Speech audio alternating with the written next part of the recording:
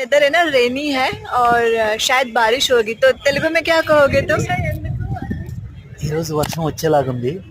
Weather ఏ రోజు వర్షం వచ్చేలాగా ఉంది. వచ్చేలాగా వచ్చేలా ఉంది. వచ్చేలా ఉంది. అంతే.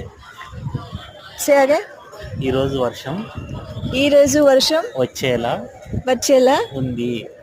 ఉంది. ఈ రోజు ఈ వర్షంలా ఉంది.